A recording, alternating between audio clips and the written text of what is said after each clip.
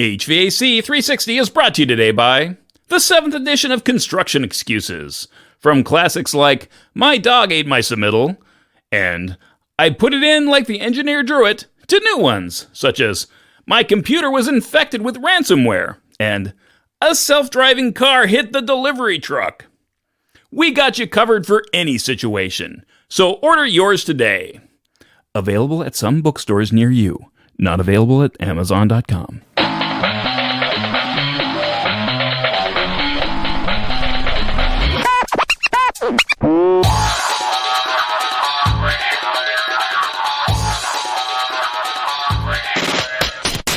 Hey, what's up? Welcome back. This is episode number 89. Matt Nelson here, your host for HVAC 360, helping you go further, faster in the field of HVAC.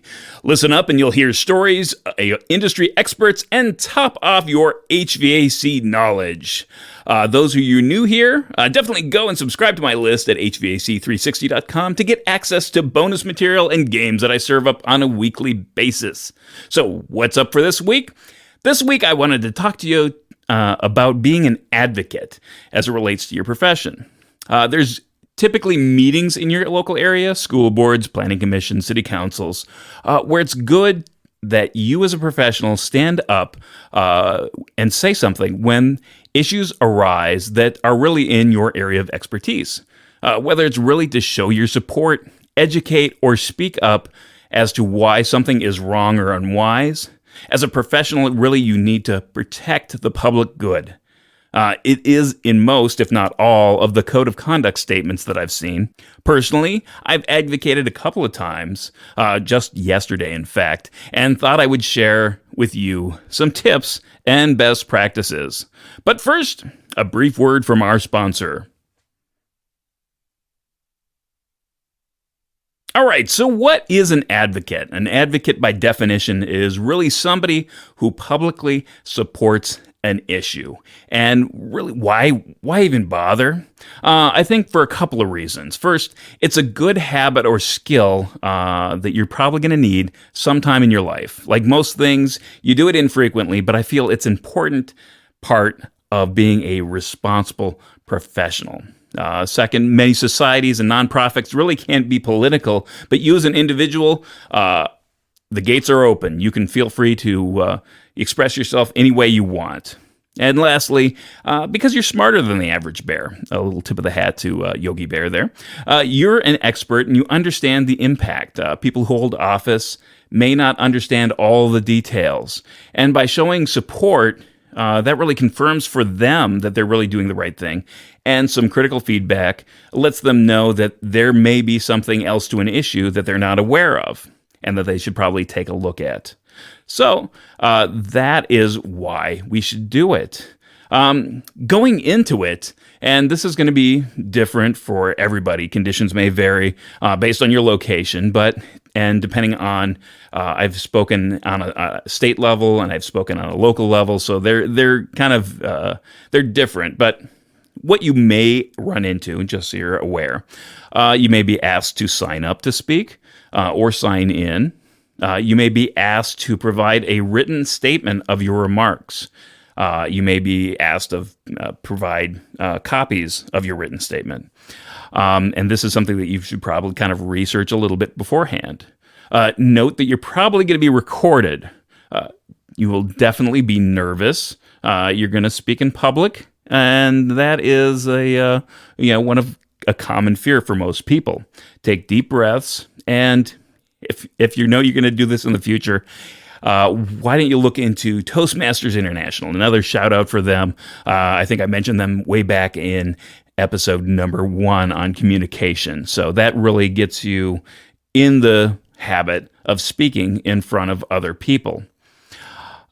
Also, you're going to probably be asked to state your name, and if it's a unusual name, you're probably going to have to spell it for them, and your address or affiliation. Now, why necessarily your address? Well, if you're speaking on a local issue, they like to know, or they give it more weight if somebody who is local has come to speak, rather than somebody from another town, district, or state. You're not just some ordinary person coming in there trying to raise a fuss. All right. Also, you're going to be limited in time. Typically, I've seen it around 3 minutes. If what you say has to take more than 3 minutes, you need to pare it down. Again, knowing the rules can be important, and if you go too long, you may get cut off. So you may lose the opportunity to really kind of finish what you want to say. So cut it down, review it, and figure out what the important parts are of it. Also, as lastly, your audience may have questions for you at the end. But most likely, if you're just making a statement, they're going to thank you for coming and go on to other speakers or just continue with the meeting agenda. So, some of the best practices that I can share with you. First off, if you're going to speak at a meeting or find out when they are, just attend a meeting before you have to speak at it. This can help so much for various reasons. You get the flow, you understand who the players are, and kind of the procedures. You can kind of scope out the whole area.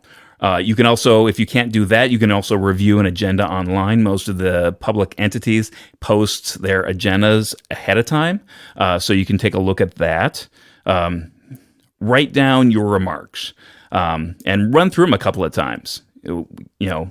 Depending on what you're going to say, you want to be clear, and you're not going to be graded for looking down at your speech the whole time. Obviously, if you make eye contact, that's going to really come across a lot better. You're going to make your point.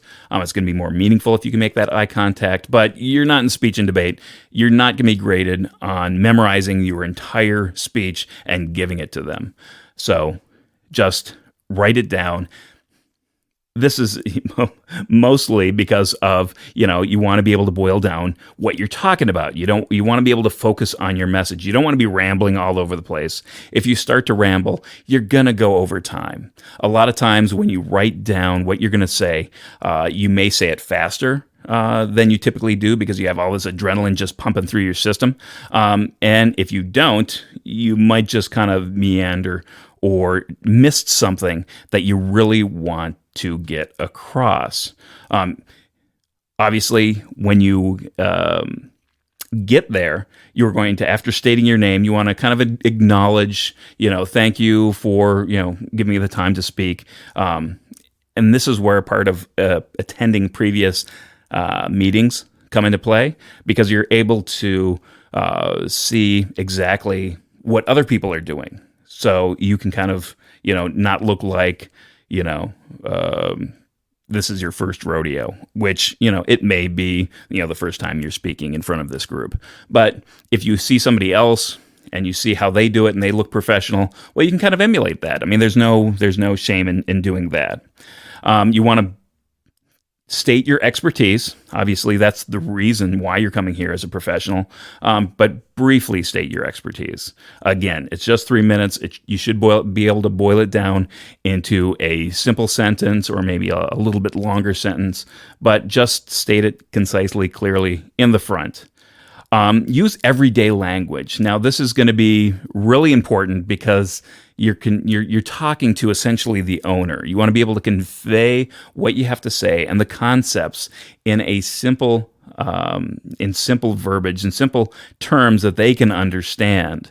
You should be developing this anyway, but when you're speaking to boards, it's going to be the same skill. So learn how to say things in their language. If you're going to use some sort of technical term, like you just can't get around it, stop after you say it and then kind of explain exactly what that means. That certainly helps. You want to be able to make, highlight points by using stories, obviously not long stories, but short stories. You want to be able to connect with emotions. If there's a way that you can connect with emotions, that's going to make your delivery that much better.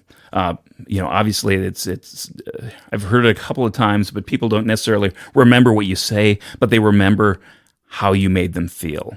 So by connecting with stories and emotions, those are some things that people remember and take back instead of just, rambling on with your point.